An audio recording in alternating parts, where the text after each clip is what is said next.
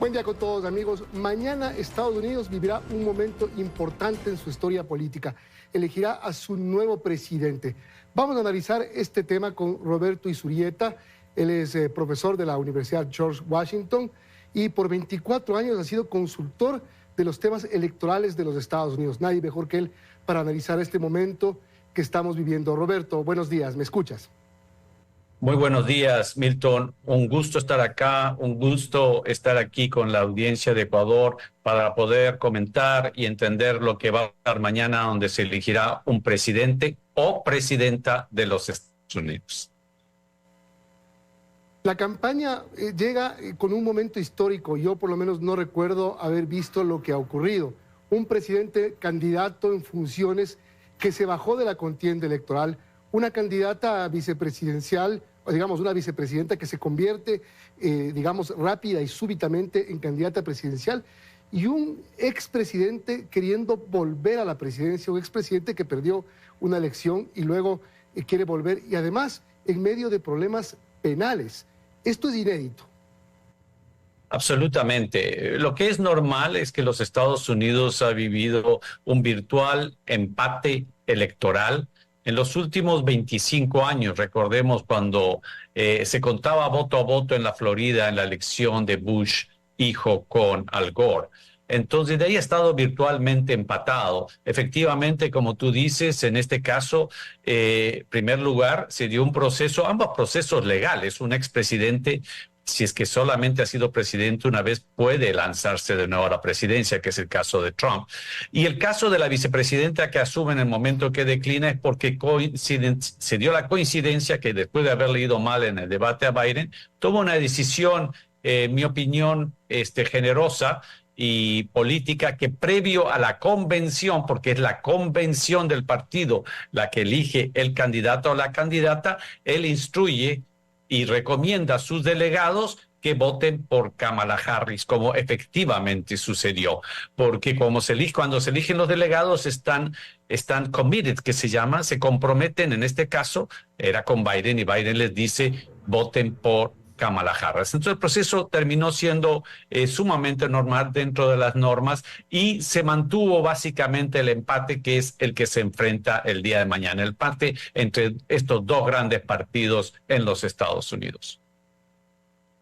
Ahora, ha sido también una campaña de alto voltaje, llena de insultos y agresiones, sobre todo del presidente Trump a la vicepresidenta Harris. Ha estado marcada por mucho insulto. Efectivamente, parte de la polarización, de la radicalización, que ha sido en gran parte también impulsada o consecuencia de las redes sociales, que son muy útiles para la sociedad como toda tecnología, pero en la política nos ha polarizado en muchos países. Sobre todo, por ejemplo, hemos visto el radicalismo en algunas elecciones europeas, y efectivamente los Estados Unidos también lastimosamente ha sido pionero esta polarización y una retórica agresiva y en muchos casos ofensivas,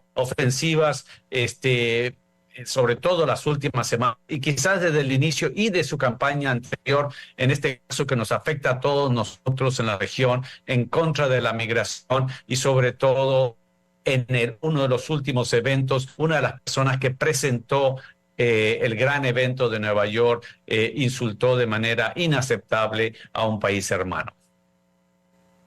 Se puede decir que llega con un empate técnico las encuestas, no con una clara definición de uno u otro candidato. Se puede decir también que Trump fue recuperando en los últimos días aceptación popular. ¿Qué puede pasar mañana? Efectivamente, todas las encuestas, que al igual en las otras elecciones que han sido sumamente empatadas, no estuvieron tan desacertadas. Lo que sucede es que si es que los Estados Unidos elegiría por voto directo popular, lo más probable ganarían los demócratas con 1 o 2 puntos. El problema es que como eligen a través de un colegio electoral, es un mecanismo complejo, pero en el fondo sirve el propósito para balancear y mantener esta unidad de un Estado federal donde muchos estados son distintos a otros, entonces se balancea los poderes de unos estados versus otros para que la elección no sea definida por los grandes estados, Nueva York, California, Texas. Entonces se da este colegio electoral y la disputa termina dándose en algunos estados que se llaman los campos de batalla. Entonces será en estos estados donde se centrará la atención el día martes, donde, claro, si están empatados a nivel nacional, en este caso 1 o 2 puntos adelante los demócratas, como ha sucedido en el año 2000 o hace 4 años, pero en muchos de esos estados estará empatado y yo no descarto que volvamos a vivir un proceso electoral como el de hace 4 años, que el resultado se dio básicamente o se conoció 3 o 4 días después. El sistema democrático norteamericano es lo suficientemente fuerte como para pasar este proceso de manera pacífica, ordenado, conforme a la ley y más allá de las disputas políticas o de los atentados legales que se pueden dar en el proceso. El sistema prevalece y debemos y estarán los norteamericanos en calma y debemos estar en calma para que el proceso suceda y se conozcan los resultados oportunamente, que podría ser, repito, no esa misma noche, sino al día siguiente o 2 días después.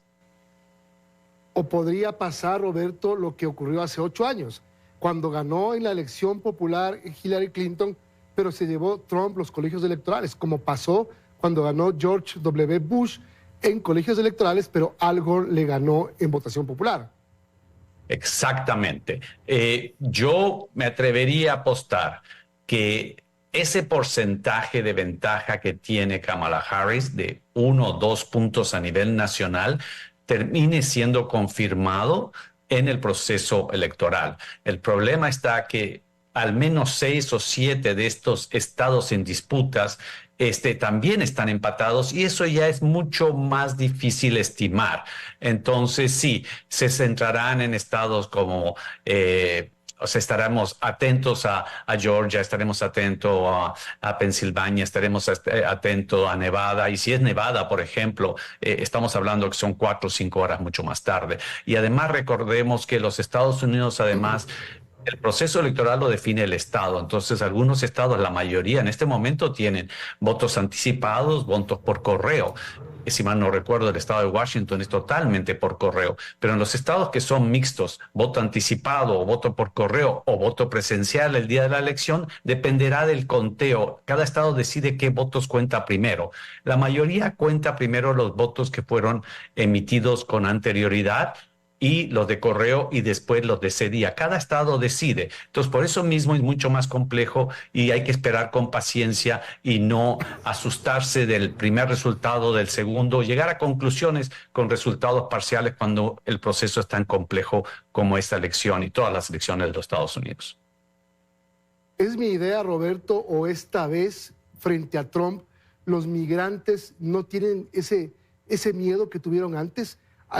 ¿Se ha notado un poco más de afinidad, digamos, entre los latinos con Trump, entre los migrantes con Trump, o estoy equivocado?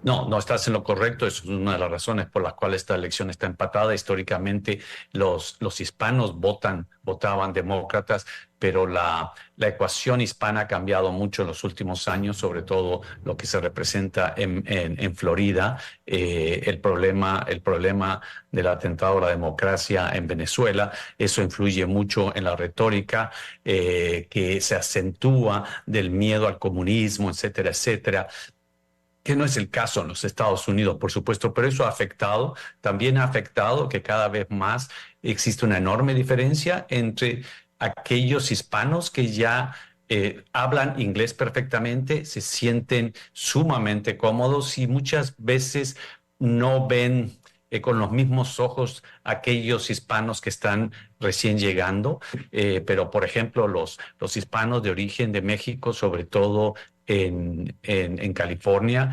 lo más probable, sobre todo con la retórica que ha tenido el candidato y expresidente Trump, seguirán siendo y votando por los demócratas. Pero efectivamente, como tú dices, ese ya no es un voto sólido que tenían los demócratas. Bueno, hablemos ahora a propósito de migrantes. ¿Qué sería más favorable? ¿Quién sería más favorable para la relación con los migrantes? ¿Kamala o Donald Trump?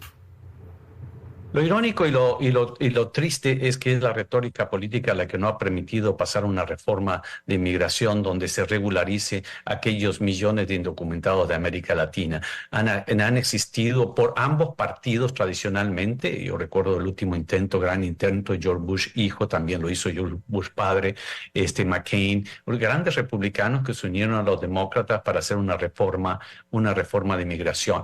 Eso está cada vez más empantanado en este momento, mucho más difícil, pero sin lugar a dudas, yo soy de las personas que cree que la retórica, el mensaje sí tiene una implicación política y en las políticas de Estado. Entonces, efectivamente, esta campaña ha estado cargada de mensajes muy inaceptables contra la inmigración, cuando tenemos que recordar que la inmigración es una víctima de la pobreza, son vulnerables.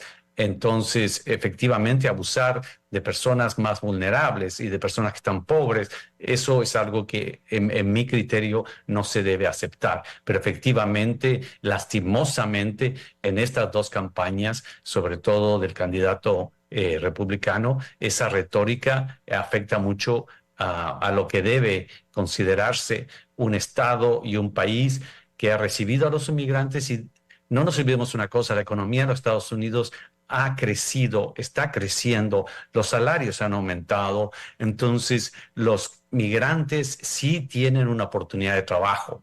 En otros países la situación es totalmente distinta. Entonces, sí, es sumamente triste y yo creo que en eso hemos retrocedido muchísimos años, lastimosamente. 30 segundos para cada pregunta de estas, porfa, sobre política internacional. Trump ha dicho que si él gana, en 5 minutos resuelve lo de Ucrania. ¿Será así que le conviene? ¿Qué presidente le convendría a Ucrania? Otros 30 segundos para la política en Medio Oriente. ¿Qué presidente podría ser más ejecutivo en la política de la guerra en Medio Oriente? El tema de Ucrania, por supuesto que se puede resolver en un par de horas, pero sabríamos a qué costo. Y el costo sería el negar la soberanía y la lucha de un país que ha sido una frontera segura entre Europa y Rusia. Con respecto al Medio Oriente, los problemas han sido históricos, sumamente graves, y las personas demócratas, las personas progresistas, sostenemos que la única salida al problema del Medio Oriente es una negociación que busque la creación de los dos estados y, sin lugar a dudas, que garantice, como todo estado, que ninguna agresión violenta puede ser aceptada. En eso estamos todos de acuerdo, pero no solamente la fuerza puede ir solo sin dar la otra mano, que es el desarrollo, el progreso y el respeto a lo que ha creído y lo que se ha votado en diferentes instancias de Naciones Unidas, la creación de los dos estados. Y la última pregunta tiene que ver con nosotros, con Ecuador. Aunque, digamos, no hay casi diferencias entre si es que es demócrata o es republicano, Ecuador ha tenido relaciones importantes con los Estados Unidos. ¿Seguiremos así con Kamala o con Donald Trump? Estoy de acuerdo en esa pregunta. En el caso ecuatoriano, nosotros tenemos una relación sumamente sólida con los Estados Unidos que rebasa cuál de los dos ganan, y en una campaña que la retórica ha sido muy agresiva, ningún candidato ha topado o por el contrario han respaldado la lucha que lleva el Ecuador. Roberto, muchas gracias por atendernos este día en una antesala tan importante y decisiva para los Estados Unidos. Roberto Izurieta, profesor de George Washington University y consultor experto por más de 24 años en los temas que tienen que ver con las elecciones de Estados Unidos. Gracias por esta importante opinión. Buen día.